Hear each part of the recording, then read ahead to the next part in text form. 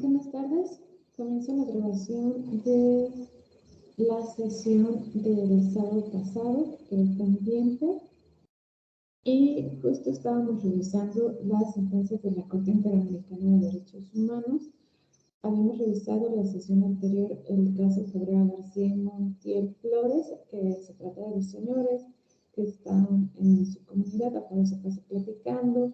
Llega un grupo de militares a hacer una redada como tal. En este operativo tienen la indicación de buscar a determinadas personas, pero dentro de esas personas no se encontraba ni el señor Cabrera García ni el señor Montiel Flores. Sin embargo, pues se los llevan sin ninguna orden de aprehensión, sin ninguna justificación legal. Los golpean, son incomunicados durante varios días. Después se les ocurre a miembros del propio ejército presentar una denuncia en contra de estos señores por la presunta comisión de delitos de portación de arma de fuego, de uso exclusivo para las fuerzas militares y de siembra de amapola y marihuana, aunque estas personas no estaban involucradas, ¿no?, dentro del operativo que se había realizado. Y esto da pie a que se pueda iniciar un procedimiento penal en contra de estas personas, quienes como sentencia obtienen la pena privativa de la libertad de 6 años y 8 meses para el señor Cabrera García y de 10 años para el señor Montiel Flores. Este asunto llega a la Corte Interamericana de Derechos Humanos y se determina dentro de la resolución de la Corte que fueron violados diferentes derechos que están contenidos en diferentes instrumentos internacionales, ¿no? Tratados internacionales de manera general, como cuáles, como la Convención Americana. Y la siguiente sesión trataremos un poquito de cómo se puede llegar a la Corte Interamericana de Derechos Humanos.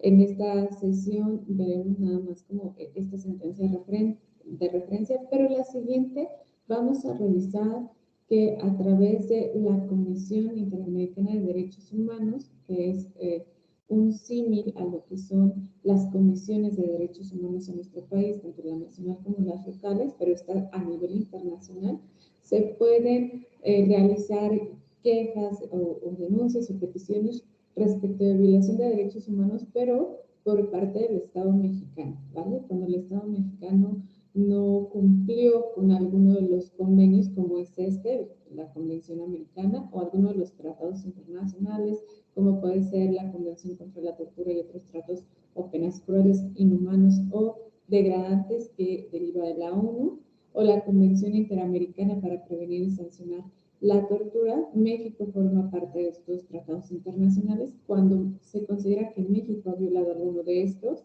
se puede llegar a la comisión y la comisión puede llegar a resolver que es una violación grave y puede derivar el asunto a la Corte Interamericana. Es así como llegan este tipo de casos a la Corte, y la sesión que viene veremos un poquito como el procedimiento para iniciar una queja a nivel internacional.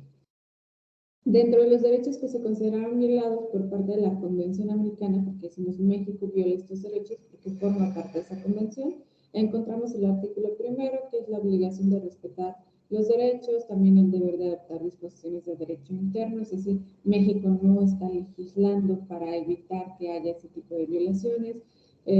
Violó el artículo 25 también, que se refiere a la protección judicial, el artículo 5, que se refiere al derecho a la integridad personal, el derecho a la libertad personal, las garantías judiciales que tienen que ver con todo este maltrato que tuvieron, toda esta tortura que recibieron estas personas, y otros tratados que también se vieron violados, no nada más la Convención Americana, son la Convención Interamericana para Prevenir y Sancionar la Tortura, así como la Convención sobre la Tortura y otros tratos o penas crueles, inhumanas y degradantes que deriva de la ONU.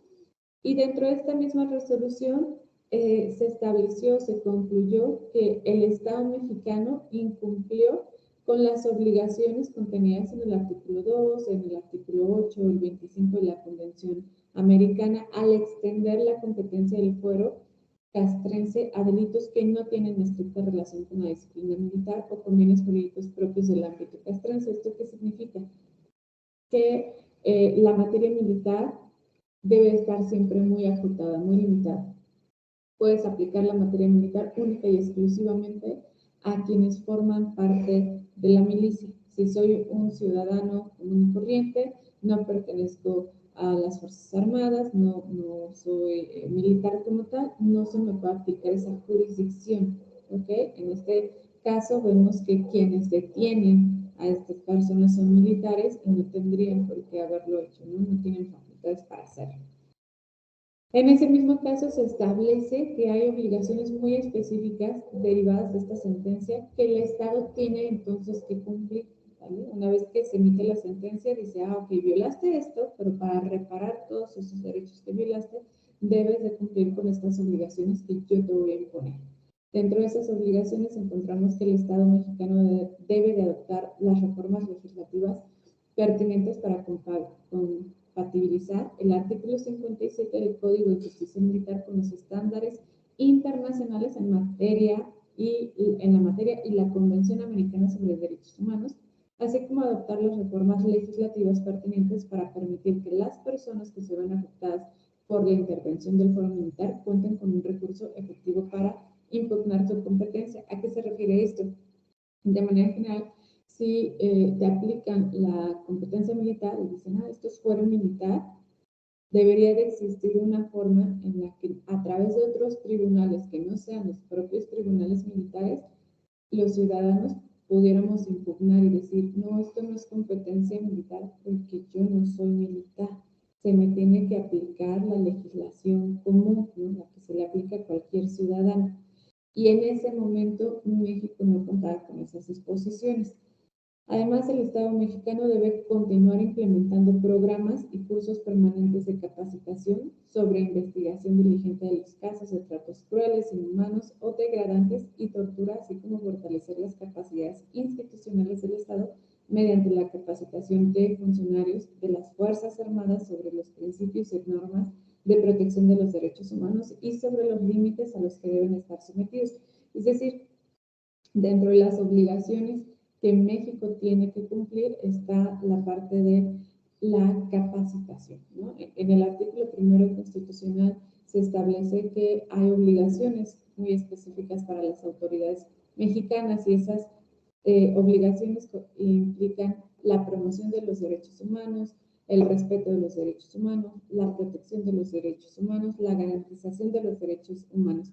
Dentro de la obligación de la promoción de los derechos humanos está esta idea de la capacitación constante, ¿vale? No me sirve de nada México que implementes dentro de tu marco normativo legislación para proteger derechos humanos si al final del día quienes tienen que aplicar esa legislación desconocen qué son los derechos humanos. Por eso capacita también a todas las autoridades que en algún momento tienen que aplicar o tienen que abstenerse de violar algún tipo de derecho humano. En la parte de abajo les pongo el link de la ficha técnica para que, si ustedes lo desean, puedan consultar el caso completo. Y vemos que respecto de estas sentencias que hemos revisado y otras más que ha emitido la Corte Interamericana de Derechos Humanos, se generaron como consecuencia obligaciones muy específicas para el Estado mexicano, que son justo estas 4 que les comentaba: la promoción, el respeto, la protección y la garantización de los derechos humanos. Por promoción vamos a identificar que se refiere a la difusión de los derechos, como puede ser a través de las capacitaciones. El respeto se refiere a no interferir de forma directa con el disfrute de los derechos humanos, ¿no? Evitar en la medida de lo posible que el Estado mexicano sea quien viola esos derechos humanos. La protección de los derechos humanos se refiere a evitar que los derechos humanos puedan ser violados por terceros que no sean agentes del Estado, ¿no? A diferencia del respeto, el respeto es evitar que el propio Estado los viole, pero proteger significa a crear instituciones, crear legislación, hacerlo pertinente para que otras personas no violen esos derechos humanos, ¿no? Y la garantización se refiere a permitir el acceso a los derechos humanos, así como a su disfrute, cada vez que una persona no pueda por razones ajenas a su voluntad, el Estado tiene que intervenir y tiene entonces que garantizar que lo pueda realizar, ¿vale? Darle herramientas jurídicas una vez que sus derechos han sido violados para poderlos defender adecuadamente, que justo es lo que veíamos la sesión pasada, ¿no? Estas dos vías de protección de los derechos humanos, que es la vía jurisdiccional y la no jurisdiccional, son las garantías que el Estado propone como medios de defensa para la ciudadanía. Y vamos a ver ahora otro caso, este es un caso real, respecto de cómo esas obligaciones que acabamos de mencionar, esas obligaciones de promoción, protección, respeto y garantización de los derechos humanos, sigue sin cumplirlas el Estado mexicano, ¿vale? La Corte le indica, estas 4 obligaciones las tienes que cumplir muy cabalmente. Y vamos a ver un ejemplo a nivel local de cómo estas obligaciones no las está cumpliendo el Estado mexicano. Es un caso real y es un caso del que tuvo conocimiento la Comisión de Derechos Humanos, ¿vale? La Comisión Nacional. Los días 14 y 1 de septiembre de 2008 se suscitaron amotinamientos de reclusos en el Centro de Readaptación Social Licenciado Jorge A. Duarte Castillo en Tijuana, Baja California. El primero de esos amotinamientos se originó con motivo del deceso del interno Israel Martínez Blanco, cuya evidencia revela que fue como consecuencia de la agresión física que sufrió por parte de SP1, SP2 y SP3, que son personas que se encargan dentro de los reclusorios de mantener aparentemente el orden, ¿no?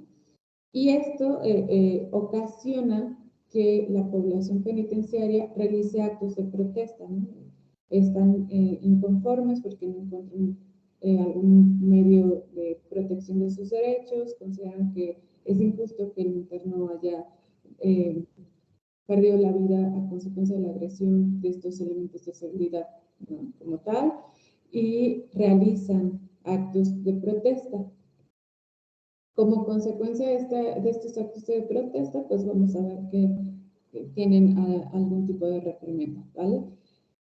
¿En qué van a consistir esas reprimendas? La vamos a ver en este segundo momento. El segundo amotinamiento se produce porque los reclusos exigen que se les proporcione agua y alimento, además de que se les mantenía en sus estancias sin permitir que sus familiares les llevaran comida.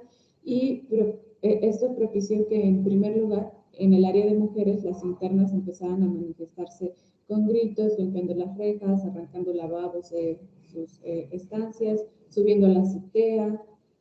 Y en ese sentido ellas empiezan como a iniciar estos actos de protesta y después los hombres se les unen.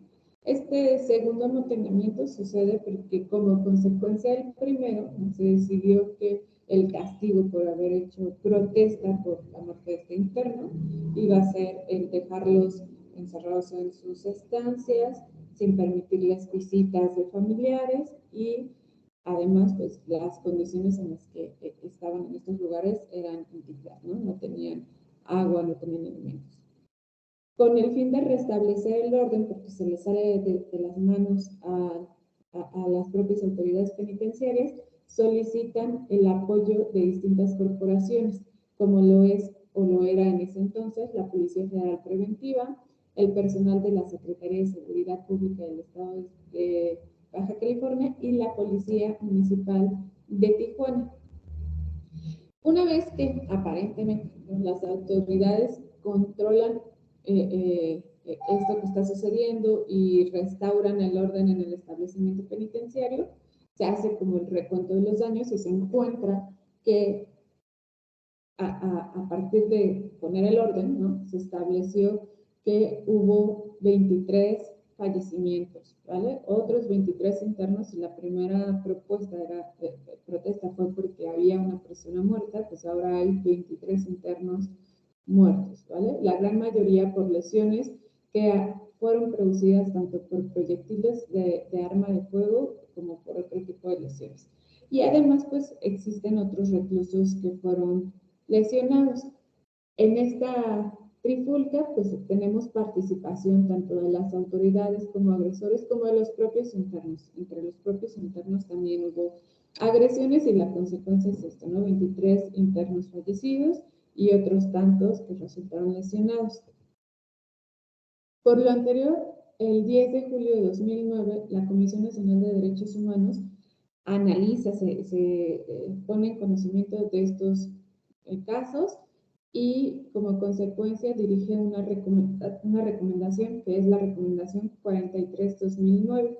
Si ustedes recuerdan, ya lo vimos en la sesión pasada, las comisiones cuando resuelven un asunto lo que hacen es emitir recomendaciones, no resoluciones, no son autoridades jurisdiccionales, son autoridades no jurisdiccionales y emiten recomendaciones, ¿vale? ¿A quién le emiten esta recomendación? Al secretario de Seguridad Pública, al gobernador constitucional del estado de Baja California y al presidente del 19 Ayuntamiento de Tijuana. ¿Y qué fue lo que se les recomendó? A ellos se les recomendó que giraran instrucciones a quienes correspondiera para que, uno, para que se realice el pago por concepto de reparación del daño que proceda respecto de las familias de los fallecidos, ¿vale? Número 2, que en un término perentorio se expidan los manuales de procedimientos para la atención de contingencias o motines en los centros de internamiento a fin de que se garantice el irrestricto respeto a los derechos humanos por parte del personal de esas instituciones y se proporcione la capacitación correspondiente al mismo. Es decir, no puede entrar el personal de la Secretaría de Seguridad Pública, no puede entrar la policía, así nada más como sin saber qué va a hacer, ¿no? Sin tener un manual de procedimientos, sin tener un plan de acción, porque la consecuencia de ello, en lugar de restaurar el orden como supuestamente ellos querían hacerlo ver, fue generar mayores molestias y mayores afectaciones, ¿vale? Porque tenemos más personas fallecidas, tenemos muchas personas lesionadas. Entonces, ojo, le están diciendo, tienen que tener un plan de acción, tienen que tener manuales de procedimientos para la atención de contingencias. No se te puede estar saliendo esto de las manos, no tiene que haya un amotinamiento, que haber fallecidos, ¿no? Y se tiene que proporcionar la capacitación correspondiente a todo el personal de estas instituciones para que una vez que ingresen a estos centros penitenciarios sepan qué hacer y protejan durante todo ese procedimiento los derechos humanos de las personas en reclusión. Porque habíamos señalado anteriormente que las personas en reclusión tienen algunos de sus derechos humanos limitados o suspendidos mientras están en reclusión, pero todos los demás no. ¿Cuáles derechos tienen en ese momento suspendidos? El derecho de libertad de tránsito, evidentemente, y derechos políticos, ¿no? Que no pueden votar ni ser votados, pero hasta ahí todos los demás los tienen. En tercer lugar, se les solicita que den vista a los órganos internos de control respectivos a fin de que se inicien y determinen conforme a derecho las investigaciones para establecer las responsabilidades administrativas que pudiesen haber ocurrido respecto de los servidores públicos que participaron en los operativos en cuestión. Es decir, algo muy interesante de las recomendaciones que pueden hacer las comisiones de derechos humanos es que aunque no son autoridades jurisdiccionales y no les pueden imponer sanciones como tal a los funcionarios públicos por haber violado derechos humanos, sí pueden llegar a detectar que hubo comisiones de delitos o que hubo faltas administrativas y que esto puede generar una consecuencia mayor.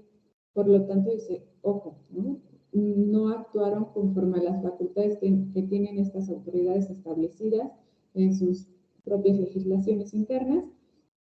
Tienes que darle vista a los órganos internos de control para que ellos inicien las investigaciones correspondientes y sancionen a los funcionarios públicos, pues evidentemente por al menos el exceso de la fuerza dentro de lo que realizaron las autoridades al ingresar al penal. Pero también respecto de todo lo demás, ¿no? Porque además la manifestación era porque pues, no tenían condiciones dignas de vida. Eso también puede estarte generando el incumplimiento de una obligación dentro del propio centro penitenciario.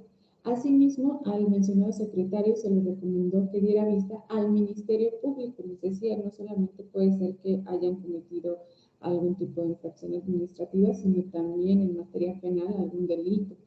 ¿Y para qué se le va a dar vista al Ministerio Público de la Federación?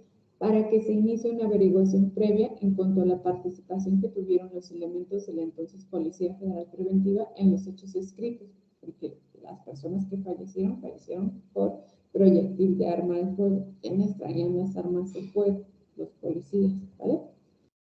Al gobernador constitucional también se le recomendó que se realicen las gestiones conducentes para que a la brevedad se cumplimenten las órdenes de aprehensión referidas, ¿vale? Del delito que se hubiera determinado que se cometió, de las vistas que se dan al Ministerio Público, tiene que haber una consecuencia, ¿no? Tiene que haber responsables respecto de esas muertes y entonces tiene que haber la emisión de órdenes de aprehensión y se le pide al gobernador constitucional que haga las gestiones conducentes para que se cumplimenten esas órdenes. Asimismo, para que se evite la sobrepoblación, ¿vale? Algo que también notaron durante la revisión de este caso es que había una sobrepoblación que pues generaba otro tipo de problemáticas, como la falta de alimentos, el agua y demás.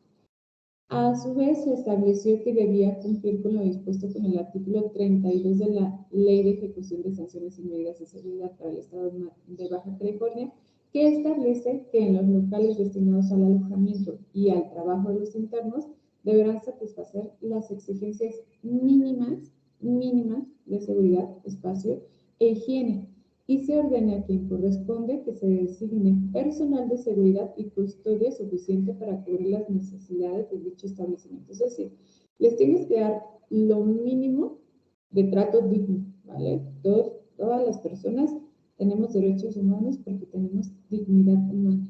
Y eso implica que les tienes que dar ese trato digno. No porque estén en reclusión van a dejar de tener esta característica, la dignidad humana.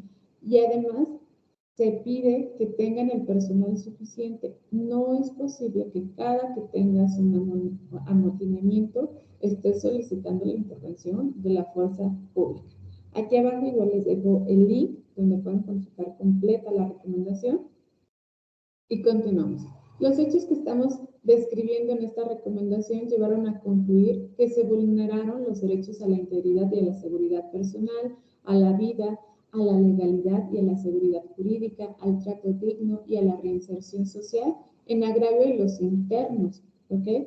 Entonces, ojo, normalmente podríamos evidenciar que hay violaciones de derechos humanos, pero de acuerdo al tipo de violación pensaríamos como, me violaron un derecho humano. No, normalmente cuando hay una violación de derechos humanos, alrededor de ese derecho humano hay 3, 4, 5 derechos humanos más que están relacionados y por lo tanto se considera que también son violados. Si en el caso específico, en el primer amotinamiento, la violación de derechos humanos que era evidente era respecto a la vida, y en el segundo quizá respecto del derecho a trato digno, ¿no? Porque no tenían comida, porque no tenían alimentos, vemos que además de estos dos también existen otros derechos alrededor que son violados por las personas que participaron en esta intervención en los centros penitenciarios. Y en este sentido se señala que las autoridades a cargo de ese lugar, las corporaciones que participaron en los hechos y en la entonces Policía Federal Preventiva, la Secretaría de Seguridad Pública, así como la Policía Municipal de Tijuana, no cumplieron con la obligación de garantizar el respeto a la integridad física y mental de los internos, ni con la de propiciar las condiciones adecuadas para su reintegración social por parte de la aludida dependencia estatal.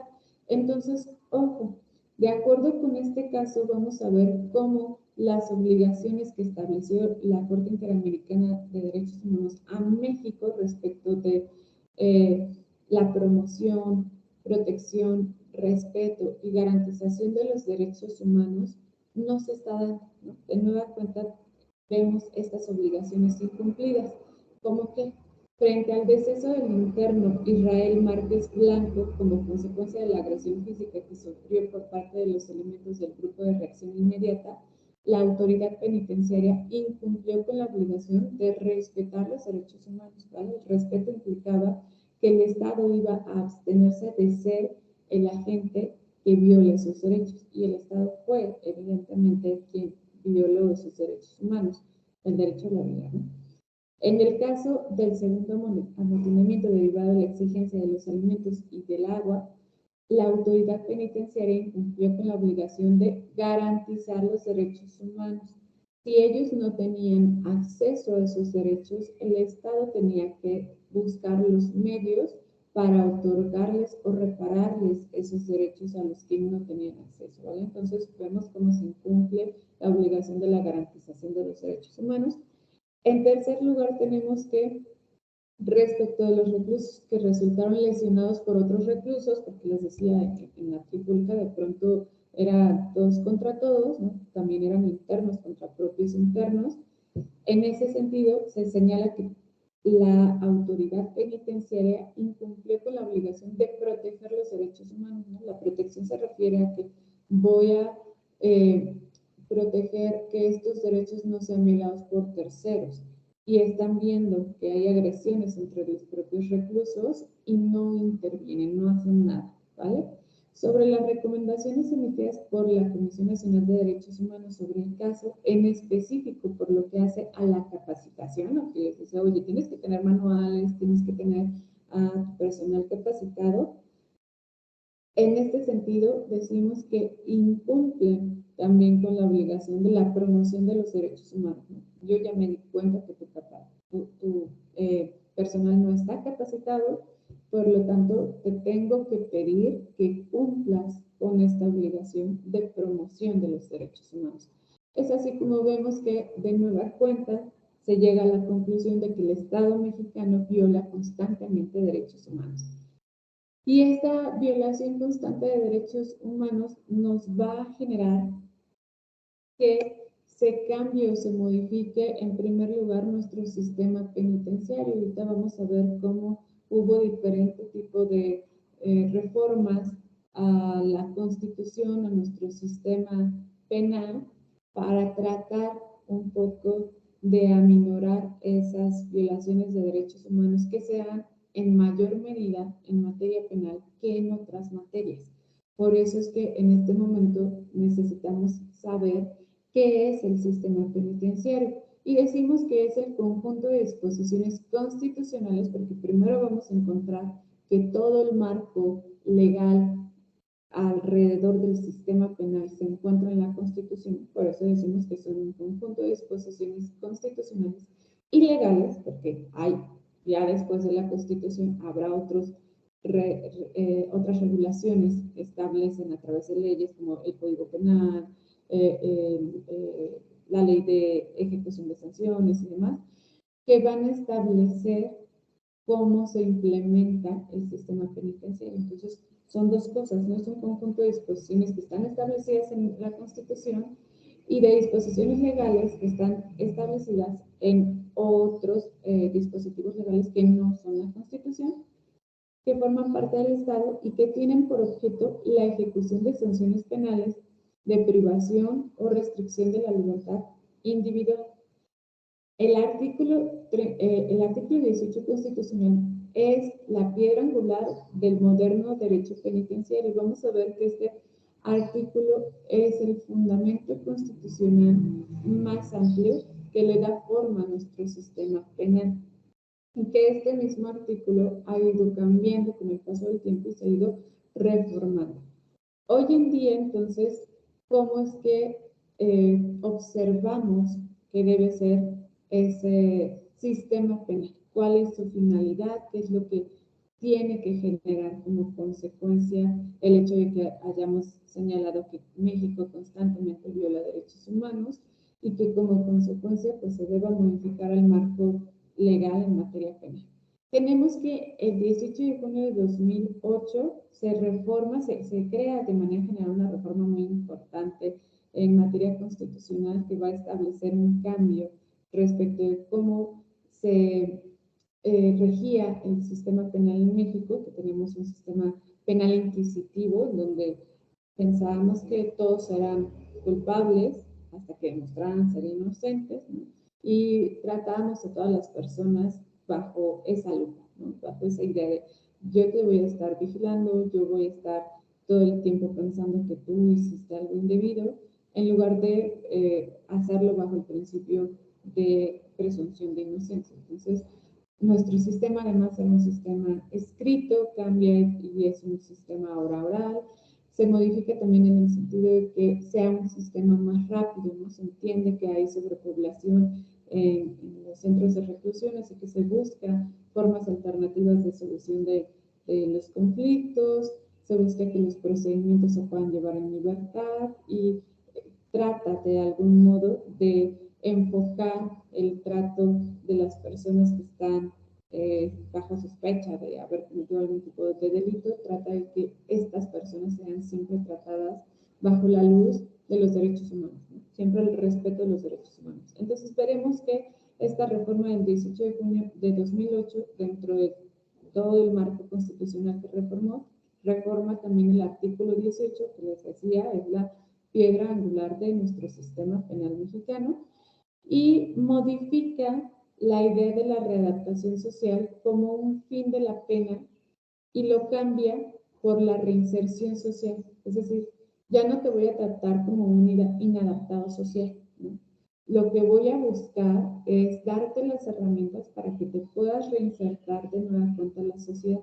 Y para ello se añadieron como ejes los siguientes: la capacitación, la educación, la salud y el deporte, ¿no? Estos 4 ejes son los importantes, los claves para que estas personas puedan reinsertarse en la sociedad, pero este cambio conceptual es muy grande, ¿no? La idea de la readaptación era como pensar, eres un inadaptado, y no necesariamente.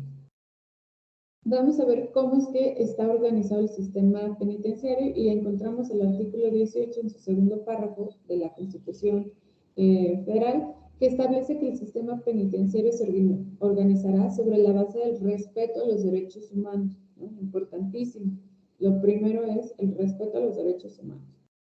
Después decimos que se organizará bajo la base del trabajo, la capacitación para el mismo, la educación, la salud y el deporte como medios para lograr la reinserción del sentenciado a la sociedad y procurar que no vuelva a delinquir, observando los beneficios que para él prevé la ley, ¿no? La ley ya va a incluir este tipo de posibilidades de llevar el procedimiento en libertad, de la reparación del daño a través de una mediación y demás.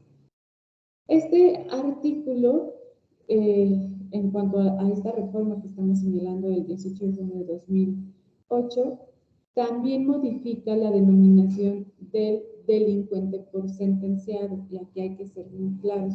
No toda persona que ha sido sentenciada en materia penal es un delincuente, ¿vale? ¿Qué significa ser sentenciado? Que se llevó a cabo un proceso, que durante ese proceso se determinó que había elementos suficientes para determinar que esa persona era responsable de la comisión de un delito y por eso ha sido sentenciado. Pero sabemos que nuestro sistema penal aún tiene fallas y que las personas que lo implementan también son corrompidas. No necesariamente la persona que ha sido sentenciada es una persona delincuente, ¿ok? Entonces ya es un estigma muy grande el estarles denominando delincuentes, así que el artículo 18 constitucional se modifica y dice, ok, ya no te voy a llamar delincuente, te voy a denominar sentenciado, y eso incluye el criterio de centros especiales también para la reclusión preventiva y la ejecución de la sentencia. Ojo, así dice nuestra Constitución, ¿vale? Dice que debemos de tener centros especiales para cuando tratemos la reclusión preventiva y otros diferentes para la ejecución de las sentencias. No es así, hoy en día no es así. En los mismos reclusorios están tanto las personas en reclusión preventiva como aquellas que ya tienen una sentencia y que tienen que cumplirla. Puede que estén separados, pero están dentro del mismo reclusorio, no están en centros diferentes, ¿ok? Quizás hacia allá se aspire llegar. Y también algo importante es que el Estado mexicano no puede como aducir la falta de recursos para decir no puedo cumplir con esa obligación porque no tengo recursos suficientes.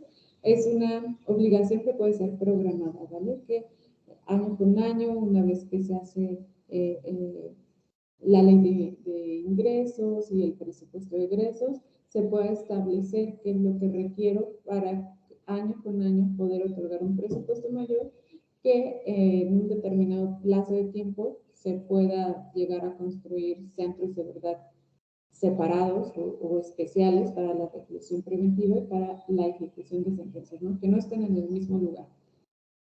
Y se establece que esta separación va a ser en materia de delincuencia organizada para otros internos que requieran medidas especiales de seguridad. Entonces, hay un trato diferente respecto de todos los internos a aquellos que están por delitos de delincuencia organizada o a lo mejor algún tipo de delito grave.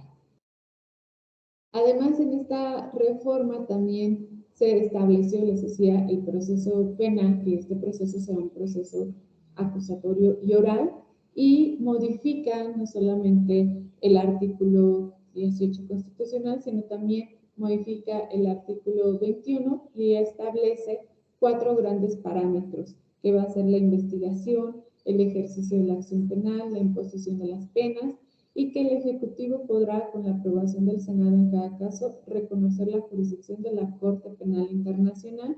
Aquí hacemos un paréntesis. La Corte Penal Internacional tiene una jurisdicción diferente a la Corte Interamericana de Derechos Humanos, ¿vale? A la Corte Penal no llegan casos por violación de derechos humanos, sino por delitos cometidos por el Estado mexicano, como que delitos, por ejemplo, que se refieren a delitos de lesa humanidad, de desaparición forzada, genocidio, delitos que comete el Estado mexicano en materia penal internacional, pero no los particulares penales. Y todo ello bajo el principio de presunción de inocencia. ¿Qué significa? De nueva cuenta, buscamos que a las personas se les garantice el que se les trate como inocentes hasta que se demuestre lo contrario, no al revés, no al revés. Y aunque veremos que estas reformas son beneficiosas en cierta manera, algunas figuras que se incluyen, como es la prisión preventiva o como es el arraigo, son figuras que contradicen el espíritu de la propia reforma, ¿no? La reforma lo que estamos viendo es como un poco que dice, queremos proteger en mayor medida estos derechos humanos, y vamos a ver que terminan incluyendo figuras que parece que siguen viéndonos desde la óptica de te acuso, y una vez que te acuso, tú a ver cómo le haces para demostrar que eres inocente, ¿no? Porque yo considero que eres culpable, te voy a tener en prisión preventiva, te voy a tener en un arraigo, primero te detengo, luego investigo, y si después de determinado tiempo resulta que no eras responsable, pues usted disculpe, pero ya estuviste años, durante muchos años, privado de tu libertad, ¿vale? Además de esta reforma del 2008, también el 10 de junio de 2011 se hace una reforma muy importante en materia de derechos humanos. Esta es una reforma constitucional en materia de derechos humanos que reforma toda la Constitución para incluir dentro del artículo primero y otros artículos más la idea de que todas y todos tenemos derechos humanos y que esos derechos humanos son reconocidos por el Estado mexicano y que incluye los tratados internacionales que México haya firmado en materia de derechos humanos. Entonces, es muy interesante porque justo esta reforma es la que establece esas obligaciones que les había comentado anteriormente, la de el respeto a los derechos humanos, la de la protección de los derechos humanos, la de la promoción de los derechos humanos y su garantización. Esas obligaciones que la Corte le había estado diciendo al Estado mexicano, tienes que cumplir con esto, se cumplen a partir de esta reforma, ¿no? Porque por primera vez se incluyen en nuestro texto constitucional en el artículo primero y se establece que todas y todos tienen derechos humanos. Pero además también esta reforma modificó el artículo 18 constitucional, planteando que el sistema penitenciario se va a organizar sobre la base del respeto a los derechos humanos. Es decir, es una reforma muy amplia que va a tratar de buscar que a las personas que están en reclusión se les tenga esta consideración, ¿vale? El 2 de julio de 2015 también se vuelve a reformar el artículo 18 constitucional y se establecen los criterios del sistema integral de justicia penal para adolescentes. El 29 de enero de 2016 se amplían los criterios del sistema integral de justicia penal para adolescentes. Y con esta reforma tenemos que empieza un nuevo sistema de derechos humanos en materia penal. Les voy a compartir la siguiente presentación.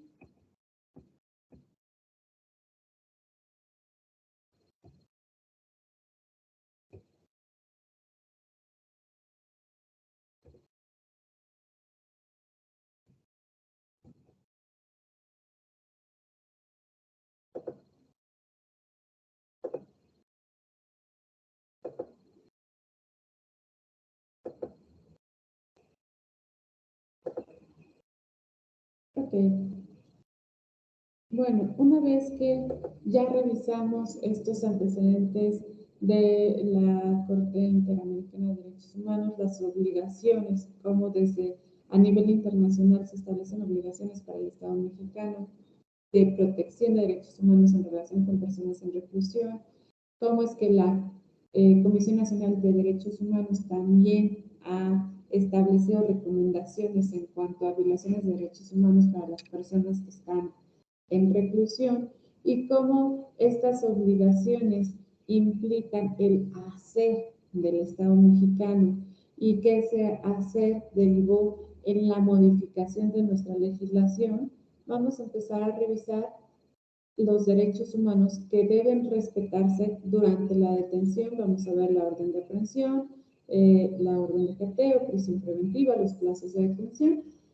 Pero aquí quisiera hacer como una pequeña aclaración, ¿no? Todos estos derechos que estamos revisando los vamos a revisar a la luz de la Constitución. Vamos a empezar a ver cómo la Constitución regula estos derechos, protege estos derechos y cómo después algunas legislaciones ya en materia penal muy específicas reproducen esa idea de la protección de estos derechos humanos, ¿vale? Pero quiero que lo vayamos identificando como una especie de escalerita, ¿no? En el peldaño más alto tenemos a la Constitución, por eso siempre estamos viendo como referencia a la Constitución, es nuestra norma suprema fundamental, y todas las demás normas, todos los demás escaloncitos que hay, no pueden contrariar lo que dice la Constitución, y esto es bien importante que sepamos, porque entonces durante los procedimientos penales que estamos llevando, que hayan llevado las personas en reclusión, tienen que estarse respetando siempre estos derechos. Si hay una ley que diga algo diferente a lo que dice la Constitución y que afecte algún tipo de derecho respecto de la persona en reclusión, no le vamos a hacer caso a esa ley, no le vamos a hacer caso porque está violando la propia Constitución y la Constitución es nuestra norma suprema fundamental. Entonces, desde ahí que sepamos que todo lo que veremos a continuación se fundamenta en la Constitución y puede haber otras leyes, otros reglamentos, códigos que digan lo contrario, pero que en automático por contrariar la Constitución se van a considerar que son inconstitucionales y que violan derechos humanos fundamentales, ¿vale? Vamos a revisar primero, antes del marco constitucional, vamos a revisar primero lo que señala el artículo 7 de la Convención Americana sobre Derechos Humanos. ¿Por qué? Porque esta convención es la que nos puede dar pie, y la que se refiere a la tortura, es la que nos puede abrir la puerta para que lleguemos a la Corte Interamericana de Derechos Humanos. Y vamos a ver que lo establecido en este artículo 7 de esta convención se reproduce también en nuestra propia Constitución en diferentes artículos y de forma más amplia, pero comienza como la protección a nivel internacional y va bajando, ¿no? De nivel internacional a nivel local. Y la sesión que viene, que veamos cómo hacer una queja ante la Comisión Interamericana de Derechos Humanos, veremos que nos pide como requisito que ya se hayan acotado todos los medios de defensa dentro de nuestro propio país, que ya no exista otro medio de defensa, que el resultado o la resolución que se haya emitido por parte de los tribunales mexicanos siga siendo una resolución que viole derechos humanos ¿conforme a qué? Conforme a la Convención Americana sobre Derechos Humanos, ¿vale? Yo tengo que decir, a esta resolución está violando esta convención para poder iniciar una queja ante la Comisión Interamericana y que una vez resuelto el asunto, la Comisión a su vez decida que se puede llevar ante la Corte, ¿vale? Como punto número 1 respecto a este artículo 7 nos señala que toda persona tiene derecho a la libertad y a la seguridad personal, es decir, antes de pensar que soy una persona que está en reclusión, voy a pensar que durante la detención, durante el procedimiento y demás, el primer derecho que se me tenía que ver garantizado era el de la libertad y de la seguridad personal, ¿vale? En ese sentido, el número 2 nos señala, nadie puede ser privado de su libertad física, salvo por las causas y en las condiciones fijadas de antemano por las constituciones políticas de los estados partes o por las leyes dictadas conforme a las propias constituciones. Entonces, ojo, si mi primer principio es que se me tiene que garantizar el derecho a la libertad y a la seguridad personal, el segundo me va a señalar solamente puede ser privado de tu libertad cuando existan leyes previamente establecidas en la Constitución o normas constitucionales o una legislación en materia penal muy específica que señale las causas por las cuales puede ser privado de la libertad. Si no existe esa legislación, si lo que tú hiciste no es un delito, no amerita prisión como tal, no pueden entonces estarte privando de tu libertad porque ese es tu derecho principal. ¿Okay? Y tercero, nos dice nadie puede ser sometido a la detención o encarcelamiento arbitrarios, tiene relación con el segundo. Y cuarto, toda persona detenida o retenida debe ser informada de las razones de su detención y notificada sin demora del cargo o cargos formulados contra ella. Veremos que nuestra legislación también establece algo parecido, ¿no? Una vez que nos detienen, nos tendrán que informar cuáles son las causas de la detención y quién es quien nos está acusando para poder tener este derecho de la debida defensa.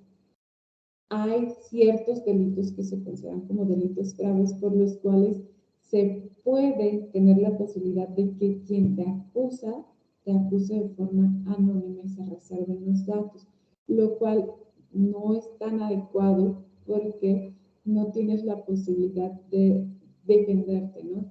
A lo mejor carecerás de algunos datos que pueden ser importantes para que puedas hacer una adecuada defensa. Entonces, ojo, la regla general o el principio general es que tenemos que ser informados de por qué nos están deteniendo, tenemos que ser notificados de esa detención por escrito siempre y nos tienen que decir de manera muy puntual cuáles son los cargos que fueron formulados en contra de nosotros, ¿vale? Además, si nos van a detener, ¿no? Una vez que nos detengan, pues debemos de ser llevados ante un juez o funcionario que esté autorizado por la ley para ello, ¿no? No nos pueden detener, traer paseando en la patrulla, llevar a otro establecimiento, no. En ese sentido también las personas que son detenidas deben ser juzgadas dentro de un plazo razonable o puestas en libertad sin perjuicio de que continúe el proceso en libertad. Tienen derecho a recurrir ante un juez o tribunal competente a fin de que éste decida sin demora sobre la legalidad de su arresto, detención u ordene su libertad si el arresto o la detención fueran ilegales, ¿no? Yo debo de tener dentro de mi legislación la posibilidad de acudir ante un juez para pedirle que me ponga en libertad, ¿vale? Si no hay elementos suficientes para tenerme privado de la libertad. Nadie será detenido por deudas. Ojo, este principio tiene como algunas excepciones, ¿no? Nuestra regla general es que por deudas de carácter civil no podemos ser encarcelados. Sin embargo, hay excepciones como el incumplimiento de deberes alimenticios, ¿no? Pensiones alimenticias y demás. Ahí sí hay posibilidad y sí existe la figura de el delito como tal, ¿no? Un tipo penal para el incumplimiento de los deberes alimenticios. Ahora, una vez que revisamos este artículo séptimo de forma muy rápida, vamos a empezar a revisar nuestro marco constitucional para identificar esas similitudes que hay y justo como contemplar esta idea de por qué tenemos la posibilidad de integrar a nuestro marco legal mexicano disposiciones de carácter internacional, ¿no? Porque tenemos esas obligaciones y esas obligaciones recaen en la legislación nacional. El artículo 13 nos va a señalar que nadie puede ser juzgado por leyes privativas ni por tribunales especiales. Ninguna persona o corporación puede tener fuero ni gozar más emolumentos que los que sean compensación de sus servicios públicos estén fijados en la ley. Es decir, está prohibiendo el hecho de que tengan algún tipo de soborno o pidan algo más, ¿no? Subsiste el fuero de guerra para los delitos y faltas contra la disciplina militar, pero los tribunales militares en ningún caso y por ningún motivo podrán extender su jurisdicción sobre personas que no pertenezcan al ejército. Cuando en un delito o falta del orden militar estuviese complicado un paisano, así dice el artículo 13, se los juro, ¿vale? Conocerá del caso la autoridad civil que corresponde. Está como un poquito desactualizado, no sé, llamarnos paisanos está raro, pero se refiere a que esté implicado, y la palabra adecuada sería implicado, no complicado, y la palabra adecuada tampoco sería paisano, sino un civil, ¿ok? Para hacer esa diferencia entre quién es militar y quién es civil. Y ojo, el artículo 13 constitucional entonces sí recoge todas esas obligaciones que le generaron las sentencias de la Corte Interamericana, ¿vale? Entonces dicen, sí, ya vamos a separar, ¿no? Se aplica el fuero militar para quienes son militares y para la ciudadanía en general la legislación común, ¿no? La legislación que corresponde. El artículo 14 en su segundo y tercer párrafo va a establecer que nadie puede ser privado de la libertad, de sus propiedades, de sus posesiones o de sus derechos, sino mediante juicio seguido ante los tribunales previamente establecidos, en el que se cumplen las formalidades esenciales del procedimiento y conforme a las leyes expedidas con anterioridad al hecho. De nuevo, ¿no? No te pueden juzgar por un delito que no esté establecido, no puede haber una reforma que a lo mejor crea un nuevo delito y tú ya estás cumpliendo tu sentencia y te digan, pues como este delito es nuevo, ahora te voy a juzgar conforme a esta nueva legislación. No, ese se denomina principio de retroactividad y consiste en que no se te puede aplicar en tu perjuicio una legislación que haya salido posterior a los hechos. Entonces, si tú ya fuiste condenado, si tú ya estás cumpliendo tu sentencia, no de pronto te pueden decir, ¿qué crees? Hubo una reforma y pues ya subió la penalidad, ¿no? Ya no vas a estar 10 años, ahora vas a estar 15 años sentenciado porque hubo esta reforma. Eso no se puede hacer, ¿vale? Eso está súper prohibido y es importante que lo sepamos porque solamente en el momento en el que ocurrieron los hechos se puede aplicar la legislación que en el momento existía. Después ya no, ¿vale? Obviamente se pueden reformar las constituciones, las leyes y demás, pero no se puede aplicar de forma retroactiva esas reformas cuando sea en perjuicio de las personas. Si es en su beneficio, sí. Si hay una reforma que te va a ayudar a hacer una preliberación, si te va a ayudar a disminuir el monto que te condena, ahí sí se te puede aplicar esa nueva legislación, pero cuando sea en tu perjuicio, no.